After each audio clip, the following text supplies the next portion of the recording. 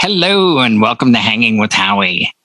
Ooh, tonight I have a large cast of characters here. I'm going to go left to right, and we have Matt with us.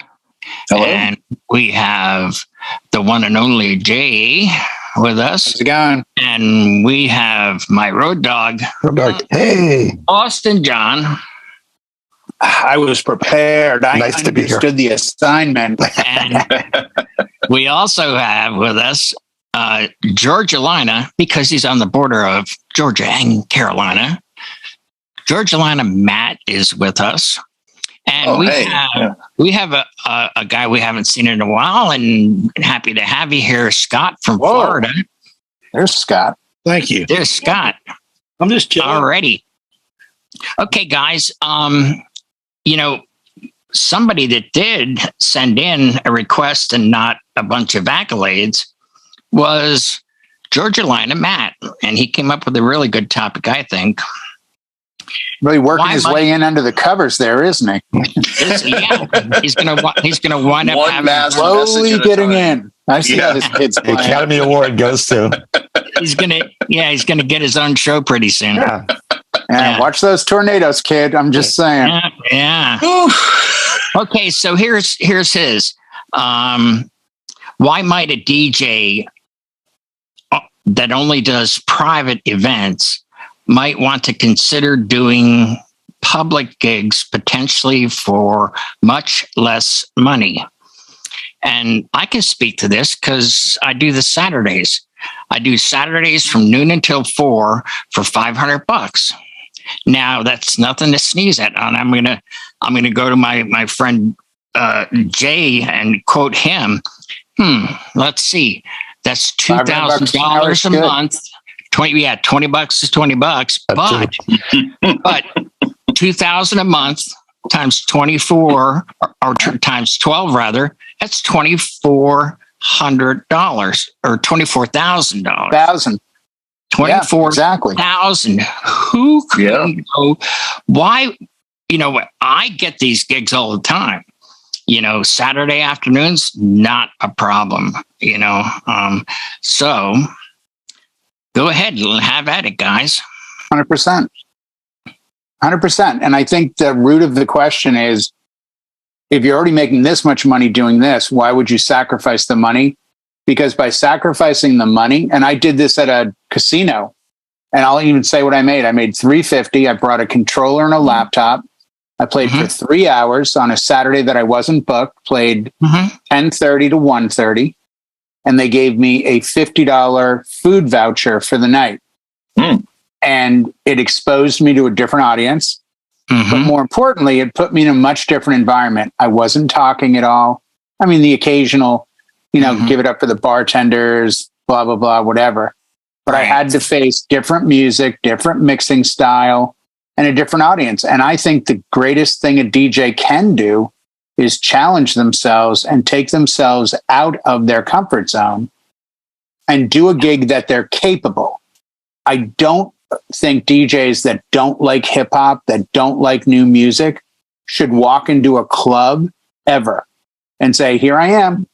But if you can this was a club that had a tribute band, Tom Petty, Journey, Guns N' Roses, very mainstream, very classic rock. And that was the audience. And then an hour after they quit playing it, like 11:30, I would start at 10:30. By 11:30, their audience was gone. And now the kids came in. So then it went to a clubby hip hop club vibe. And I was happy to do it. And I learned a lot. I learned a lot about what was popular with very obnoxious drunk people. And that's a valuable life lesson. It really is. Knowing what jerks want. And knowing how to say, all right, we got Cheryl celebrating her dirty 30 tonight, because that's how it was given to me on the napkin. Can you shout out Cheryl celebrating her dirty 30? Like, yeah, whatever. Right. She's single, isn't she? Yeah, I know. What. Yeah. That's my 2 cents. I had something very similar and very cryptic at an event that, give a shout out when, to, how do I put this? for the family. Think of women's breasts, the two women. The one woman says, I want you to introduce her as my left T to the right T. But she had written out the actual words. And there were children there, and I was not going to say the word. So that's how I did it. I said, and here she is, Mary, the left T to Robin's right T. And, some people were in on it and they clapped like crazy. And, we got out of that one quick. Thank God. That was a curveball I didn't know. I didn't see coming at all. These two go way back. Thanks for the memories. Yeah, thanks for the memory. Yeah. Oh, come on. Ooh, John. Hey, they're all weak. I'll take a shot on this. Yeah. We play the private gigs and we do the big hall functions and the high stakes gigs, we'll call them, the ones there's a lot riding on it and every move is important. We play clubs and bars, kind of a looser format. You got to read the room and see who's in front of you, play the right stuff. But, as long as you can take gigs that aren't interfering with your bread and butter, so to speak, don't take a short gig, to cut off your nose to spite your face. If you got nothing happening on the day, or like Jay said, he's got something he can roll in 11 to 1, and then he's still got 5 hours to go do his 5 to 10 wedding if there's something kicking later that day. Right. Take the shot. Sure. Unless it's really something that you're going to be so far over your head that musically you can't deliver. But for most of that information is available, through resources like Disc Jockey News. You Google some playlists. If it's in your wheelhouse, if it's classic rock and music of the last 60 years, we all pretty much know that. But if it was kids and they wanted something brand new, there's some work that has to go into that. You gotta look for clean edits, and you gotta listen to a lot of songs for content. So if you've got the time, take the shot, make a little extra for yourself and be seen. If you play the same club. What you got, Jay? John, I was just going to say, before you take the gig, do what I would do, which, like one of our sponsors, I would check my DJ event planner first to see if I had anything scheduled. Right. And for more information on them, you can check down in the details, but at least know that you're off that night. Good point. Yep. Thank you, Jay. Absolutely. I forgot about that. That's djeventplanner.com right down below, and our other sponsors as well. You'll see they'll be blue, and if you hit them, it's a hyperlink. It'll take you right to their site, and then it's like Christmas for you. Oh yeah. All right, cool. I'm good. I'll so do your homework and take the gig. That's my my final two on. There you go. All right, Eric, what do you got for us? Here's my deal. Our Saturdays are all money makers, right? I mean, most of Saturdays are the money makers. And I personally reserve those for the money, for the weddings, for the big functions. Occasionally you'll get a Friday with a big, but I've got a lot of downtime, which is Tuesday, Wednesday, Thursday, Sunday. Right. So what I've been doing for the past 8 or 10 years is, and I don't want any haters out here, I've been doing karaoke shows. Well, and I can no longer judge. One of our sponsors is, DJ Bingo and Karaoke. Exactly. So they're money makers during the week. Right. So what I did was I utilized my downtime and booked Tuesday, Wednesday, Thursday, Sundays for karaoke shows. Again, like Jay would say, break out the calculator, and we're looking at $200-$300 a night.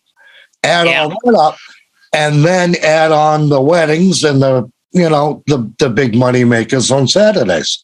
Cheers, right? Hey, cheers anyway to our friend over there, Boston John, the road dog. Anyway, he's my road dog. Thank you for that. Lately, everybody's road dog lately. We're just road dogging all over the place. So This is going to air after Atlantic City, but we will have already come back from a week in New Jersey when this gets on the air. So to end my thing here is just what better way to utilize your downtime doing what you like and earning extra cash. So Howie, who's next? We're gonna go all the way down to Florida where they're probably roasting. And we're gonna call on Scott. Scott, your mic's not on. Ooh, there we go. Am I good? There you are. Okay. There I am. Yeah, Success. sorry about that. Had that. No problem. Yeah. I take a lot of things on Fridays. That's what I do. Fridays I'll do. We've found a new concept a lot with the yacht rock. Go in and we'll do these small little where these breweries and stuff like that. Just want listening music. So they'll take the yacht rock concept, and that's what we roll with. Make a couple $100. Don't need a big system. Kind of do a small system like Brian does. Right. It works. I mean, it's something that seems to be we've kind of put into, and they don't want dance music. They just want something they can just chill out to. And that's an extra almost $10,000 a year. That's not bad. You know, that's something to sneeze at. That's it. That's a good point. Very good point. And last but not least on this particular topic, the man who brought it up himself, Matt Ames. Well, thank you for that, Howie. And I do want to also mention that we do have one and only Mr. Buddy Mueller in the house with us as well. With the booming microphone. So, yes. But I'll, he's up in the square that usually the video is running, but I switched around on my screen too. I could see where that happened over there. It's okay, Howie. I still love you, bro. I love all you guys. So basically, I went through about 14 years of being a mobile DJ without ever taking really any public gigs. I didn't have any offered, but on the other hand, I wasn't seeking them out either. And then it got to the point where somebody reached out to me and I said, okay, I'll try this. And it almost became addictive pretty fast too, because it was just one of those things. It's like, it's not your wedding money. It's not your big party or function money, but it's consistent money. And not only that, but you're in an environment with an audience who generally, if it's a dance club, you're there with people who are there for the music, there to dance, among socializing. Or a wedding, there's some people that are there to do that, but they're there mainly, the main purpose they're there is the wedding. So it's not necessarily the objective for the guests to want to get out there and dance alive and sing along. So I really like that about it. And I really like the consistency about it. And had another big one on Cinco de Mayo at this newer, kind of like a trendy fusion type Mexican restaurant that we have downtown. And that got me in with the hospitality group that runs that. And they have several restaurants in my area. And now me and someone who is trying to lessen their karaoke load on Wednesday nights for one of their other restaurants is wanting to rotate that with me. So I picked that up as well. And it's fun, and it puts you in front of people who, probably wouldn't know about you otherwise. So it's the constant exposure. And it's with the exposure too, you're showcasing even something like karaoke, it's not just bell to bell karaoke. There's downtime, and that's your opportunity to DJ. That's your opportunity to show what you can do, and still your opportunity to promote that business and show them that you're a valuable asset. And I believe word gets around on things like that as well. So, I couldn't agree more. I've gotten, for doing the things that I do that are, public type things or civic things, that you're always auditioning. And, you got 300 to 500 people out there. Chances are there's at least 2 or 3 couples that are engaged or about to be engaged, and they see you. Yeah. With that, we're going to go to Buddy from Chicago. Buddy. Well, one of the things I know guys are talking about clubs and bars and stuff like that, but I also look at like schools. And this is something that not just the money, it's the emotional thank you back to the local community. As a business owner, I think business owners should give something back to the local community, a volunteering or a discounted rate for a school or a charity or something once in a while. It may not be always every single time, but if they call you up a few times a year and say, hey, you know what, if you can come play music for the kids on a Tuesday or a Wednesday or a Thursday afternoon, or, hey, could you come to a senior center and play some music for some people? Or, hey, we're a charity and we need some speakers and some music for a conference. We can't pay you much, a couple $100. It's, not only not sound bad, if you're not really busy, you can do that. You're giving back to the local community, but also you're helping out, and it makes you feel good as well as a few dollars. You do it a couple of times, they go to you every time, once or twice a month. It's not tens of thousands of dollars, but it's a few extra coins in the kitty, and that can help you out. But again, it's the emotional side of things and saying, hey, I helped out such a charity. And you can go to them and say, hey, do you mind if I use the local chapter of whatever it is, or I helped out school district, whatever it is, with this dance. Can I use that in my advertisement? Someone will say yes, someone will say no. Ask for that. That can help you too, because other businesses are going to say, oh, well, you're helping out this charity. Well, maybe I want you to come into my bar, or maybe I want you to come to my restaurant. I want you to come into my business and do the same thing. Oh, you're doing sound for whoever it is. Oh, wow. I have conferences. I need sound taken care of. Well, you know what? We do it once a month. We have a big business meeting. We need sound. We want you to come in and do sound and video. Here's a big contract. That could open up doors for you as well. Well, I know for a fact, Scott, from Florida there, he does the nursing homes every month for their birthday parties, and you never know, they might have visitors, and they're going to hear you. Of course, they're much younger, and it's weddings on the staff from there. Yeah, and the staff. Yeah. So you're inadvertently really networking without really networking, so to speak. Doesn't cost you anything. Yeah. And the other DJ said is your business card, sort of. Right. Speak. And it's giving back to the local community that could help out a school, charity, whatever. It's fire department, a volunteer fire department may need something. Just something that, maybe would pay you very little or nothing at all, but it gives you also, again, that emotional attachment, that emotional feel good part too. Yeah, absolutely. All right. What did you want? Eric, you have something there? Yeah. Could I add to that? Who did you say? What was it? Scott that does the nursing homes? Yes. Is that who you said? Yeah. I do. For the past 4 years, every Friday, I go into a nursing home local, and it's only from 1 to 2 p.m. I don't charge them, and I just play the oldies for them. 1 hour. Right. And it's to give back to the community. They enjoy the music. Some of them will get up and do dances I've never seen before, but that's besides the point. And they have a blast. And I volunteer my services once a month for the past 4 years for this nursing home, and I look forward to it every month. And I like Buddy was saying, and it's just a way to give back to the community. And I'm not there to get business. I'm just, You're there to see half your high school. Come on, don't lie to us. You're there to see most of the kids you graduated high school with. Don't start this. Most of the people there are in my yearbook, so shut up. Yeah. See, you already know. I think that's a good thing.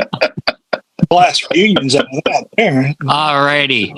Well, hey, I want to thank you all for watching. Thank you guys, especially for your wisdom and experience and knowledge that you're sharing here. And when this goes to YouTube and the other sources, right down below, leave a comment. If you have something you question or a topic you'd like us to cover, we'll be happy to do it. Until then, we're going to sign off, and we will see you next week.